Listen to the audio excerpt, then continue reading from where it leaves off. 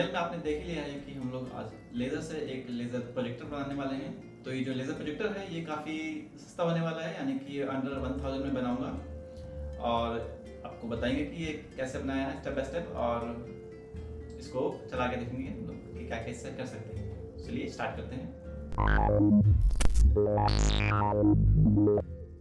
आपने ऐसे laser shows तो काफ़ी बार देखे होंगे, पार्टीज़ में, कॉन्सर्ट्स वगैरह में, और आपने काफ़ी बार सोचा भी होगा कि ये काम कैसे करते हैं। तो आज मैं आपको बताने वाला हूँ कि ये लेज़र शोज़ कैसे काम करते हैं, इसके पीछे की इंजीनियरिंग कैसे काम करती है। तो ये सारा कुछ मैं आपको 3D सिमुलेशन से समझाऊंगा। तो चलिए शुरू करते हैं। तो एक लेज़र शो के लिए हमें एक लेज़र चाहिए। सबसे पहले उसको वायर से कनेक्ट करेंगे पावर सप्लाई से। लेज़र के सामने ही एक मोटर लगा होता है जिसको कि हम गैल्वो भी बोलते हैं, और उसके एक्सिस में एक छोटा सा मिरर लगा होता है जो कि बहुत प्रिसाइसली और बहुत फास्ट मूवमेंट कर सकता है।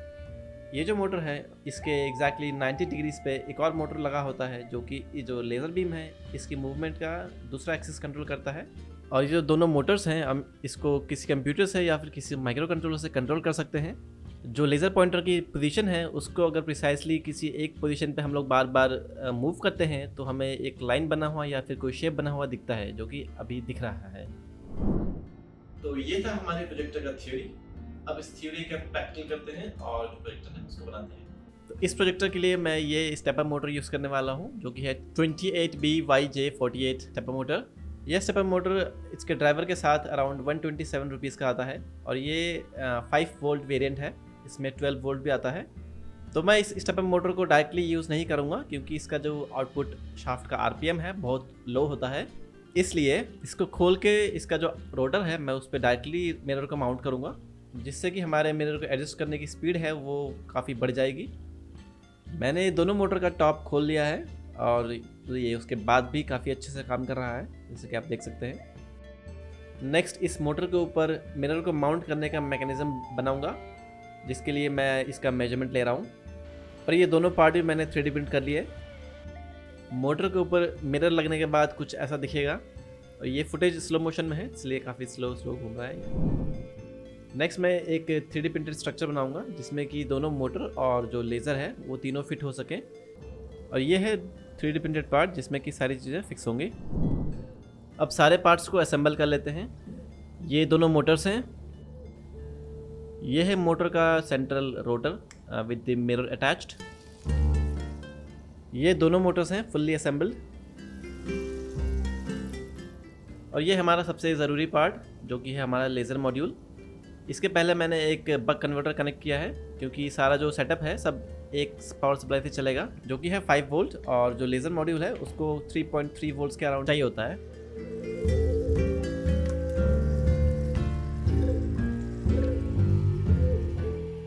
सारे पार्ट्स असेंबल हो गए हैं। अब इसका जो सर्किट है उसको कंप्लीट कर लेते हैं। तो इसको मैं ब्रेडबोर्ड पे बनाने वाला हूँ। अगर आपको भी ये बनाना है तो आप ये जो सर्किट डायग्राम स्क्रीन पे दिख रहा है इसका यूज़ कर सकते हैं। तो इसके अकॉर्डिंग ही मैंने असेंबल किया है पूरा सर्किट।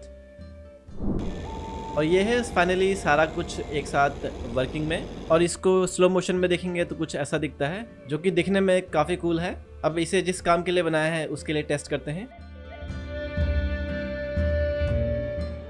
हमारा प्रोजेक्टर काम तो कर रहा था लेकिन बीच बीच में से लाइन गायब हो रही थी, तो थोड़ा सा चेक करने के बाद पता चला कि हमारा जो स्ट्रक्चर है तो उसके वजह से गायब हो रही थी। स्ट्रक्चर के वॉल्स से बीम ऑब्स्ट्रक्ट हो रही थी किसी पॉइंट्स पे। तो मैंने सोचा कि क्यों ना पूरा जो स्ट्रक्चर है उसको ही हटा दिया जाए और उसके बिना ही काम करें। तो वही किया मैंने फाइनली, और सारा जो सेटअप है मैंने थर्मोकोल और कुछ जुगाड़ लगा के इसको मैंने बना दिया।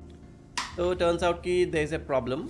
हमारा जो स्टेपर मोटर है वो सस्ता होने के साथ साथ इसके जो स्टेप्स हैं वो भी काफ़ी बड़े हैं और इनएक्यूरेट है, जैसे कि आप देख सकते हैं। इस फुटेज में हर एक जो मूवमेंट है वो एक सेकंड बाद हो रहा है, और जो हर एक डॉट्स के बीच में जो स्पेसिंग है वो भी काफ़ी वेरिंग है, मतलब अलग अलग है सब में। और प्रॉब्लम यहाँ पे ख़त्म नहीं होती है। तो ये जो स्टेपर मोटर्स है इनका जैसे जैसे स्पीड बढ़ाते हैं तो इनका जो पाथ है वो भी थोड़ा सा डेविएट हो जाता है। इस वीडियो में हर एक मूवमेंट के बीच में आधा सेकंड का गैप है, इसमें 250 मिली सेकंड का गैप है, और इस फुटेज में है 125 मिली सेकंड्स का गैप, और अभी तक इसका पाथ काफ़ी स्टेबल है। ये है 60 मिली सेकंड्स, और अभी भी आप इसका पाथ देख सकते हो कि ये थोड़ा सा एस का शेप बना रहा है।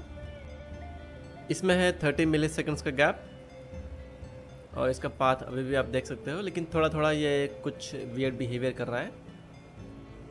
और फाइनली ये है 5 मिली सेकेंड्स का गैप वाला फुटेज।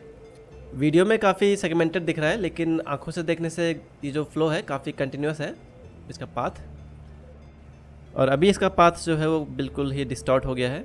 इसमें जो शार्प एजेस थे सारे सारे कर्व्ड हो गए हैं। तो हमारा जो प्रोजेक्टर है वो एज एक्सपेक्टेड जैसे हमने सोचा था वैसा काम नहीं कर रहा है, बट स्टिल वो काफ़ी फंक्शनल है। हम इससे बेसिक शेप्स बना सकते हैं, जैसे कि मैंने अपना नाम लिखा था इससे।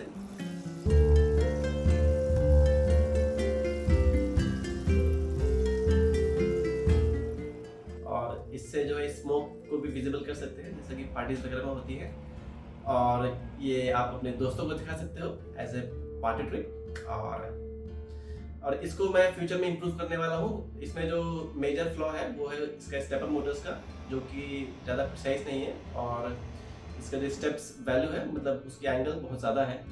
तो मैं इसके लिए स्टेपर मोटर्स ऑर्डर कर दिए हैं पहले ही, जो कि 1-2 दिन में आते ही होंगे। तो आपको अगला वीडियो अगले 2 हफ्ते में मिल सकता है। तो आपको वीडियो अच्छी लगी हो तो वीडियो को लाइक कीजिए, चैनल को सब्सक्राइब कर लीजिए ऐसे फ्यूचर वीडियोस के लिए। और मिलते हैं अगले वीडियो में किसी नए टॉपिक के साथ।